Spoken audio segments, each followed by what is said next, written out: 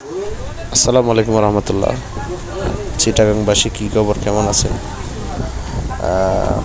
আমার মনে হয় আমাদের চিটাগাংয়ের চন্দনাইশের দিকে যারা আছেন অবশ্যই ভালো নাই, কারণ অতিরিক্ত মাত্রায় কালকে থেকে বৃষ্টি হচ্ছে, যার কারণে কিন্তু মানে কেউ কোথায় যেতে পারতেছে না, কেউ কোথাও কাজের জন্যও যেতে পারতেছে না, এমন অবস্থা।